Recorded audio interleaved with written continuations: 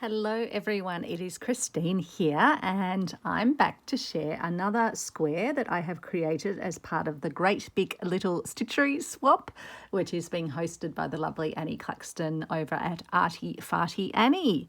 So this particular square is for the lovely Sandy, who sent me a most gorgeous stitchery square, and this one will be heading back to her. So when I asked Sandy what she would like for her square, she said, pick something that represents me. But what I know about her is that she is a nurse. She's taking part in the Roxy project. She loves sewing.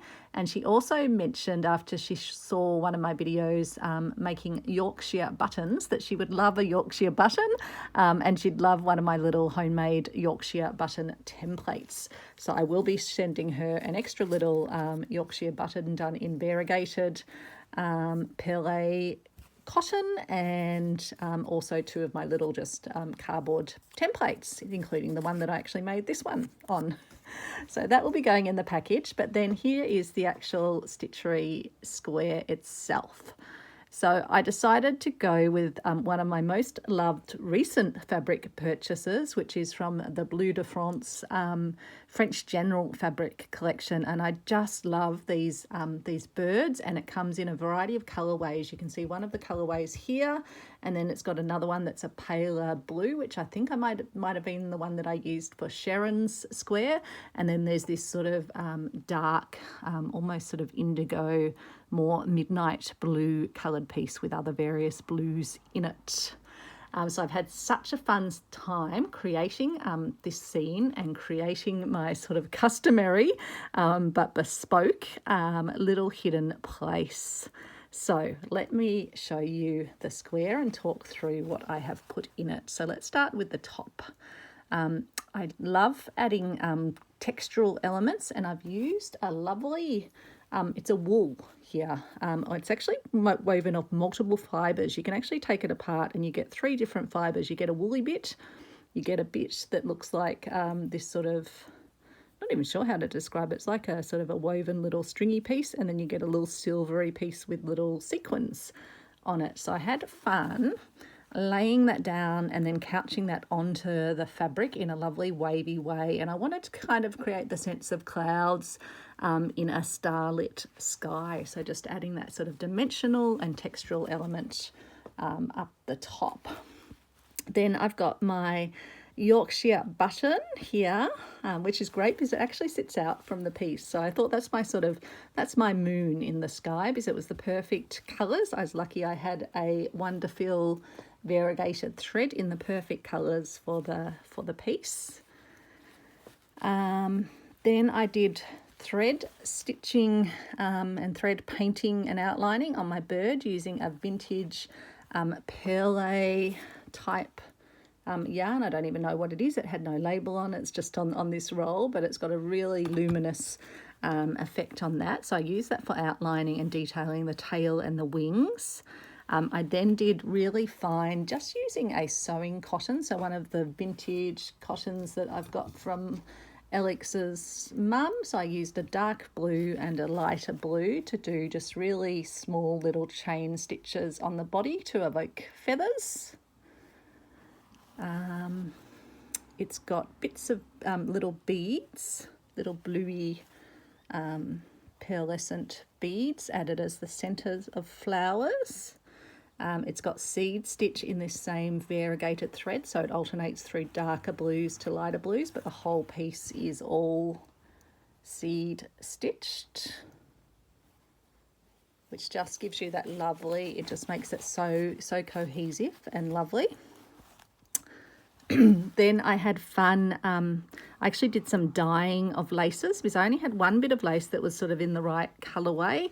I then had some other beautiful laces and little flower bits. So I used just my cheap Kmart watercolour paints to dye them up. And I'm pretty sure, like, I don't think you get any rubbing off of colour or anything from what you've dyed. So it seems to be working pretty well to use the watercolours. And so there's an under piece of lace down here that's a beautiful filigree lace. And then it's got a little flower bit that I added to the top of it. It's sitting over another piece of darker inky blue lace, another flower with a little tulle-based embroidery bit that comes off that and extends up into the clouds. And you can see in the clouds, it's like got the little stars from the sequins just sort of glittering away there. So I really, really love that. Got the little beads for the flowers. And then let's come down to the fun little element.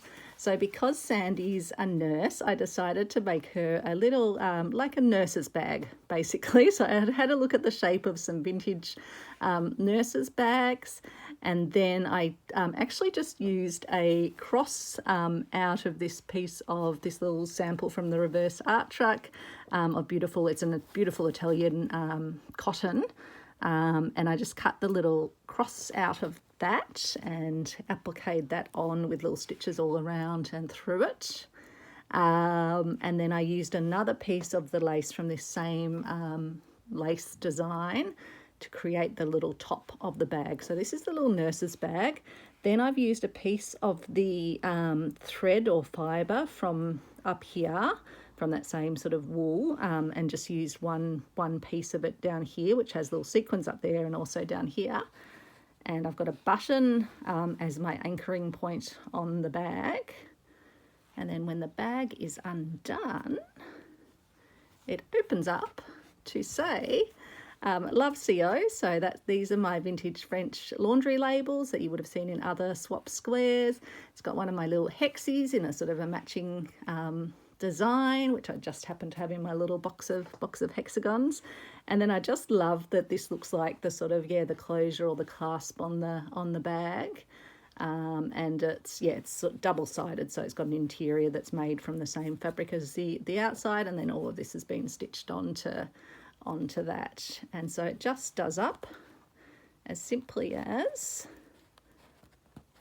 wrapping this little thread around once, and then that stays securely there and keeps the bag closed. So it sits nice and flash on the fabric. I can slip a little note to Sandy in there as well, and that will hopefully make it happy and safe way to see Sandy.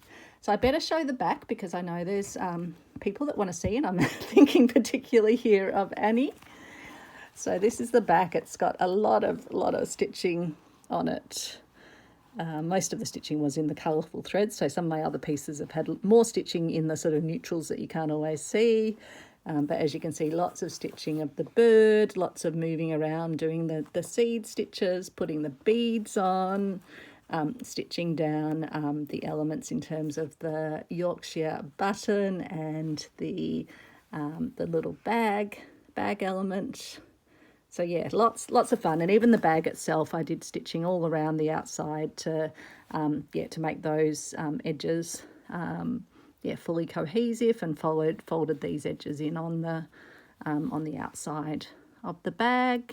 But yeah, a lot of fun. I really enjoyed doing the dyeing because I just didn't have enough sort of bits in terms of the lace that was in the right color tone. I didn't want to bring in like a lighter or white or anything like that. So I did want to keep it going with the color tones. I purposely didn't thread paint all of the things like the flowers or the leaves. I wanted to again leave the design, which I just think is such a beautiful designed fabric. I wanted to leave that design to be enjoyed, but I liked amplifying some of the elements, like there were the leaves here, and that's why I put the flower sort of coming up through the leaves, so the bits that have been added to the piece really integrate with the fabric. So it's a lot of fun laying these out and working out what goes where, what to keep.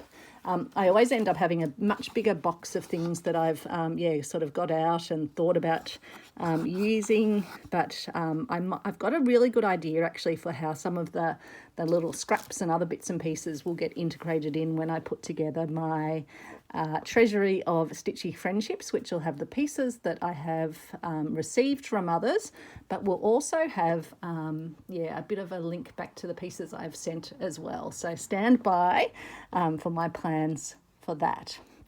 So thanks so much for watching. And I hope you're enjoying seeing the squares that I'm sending out into the world, as well as the amazing squares that I'm receiving back. If you haven't seen my video where I make Yorkshire buttons, I'll post a link to that in the description as well. So thanks so much for watching. Take care. Hope you're having a great day or a great evening. Bye everyone.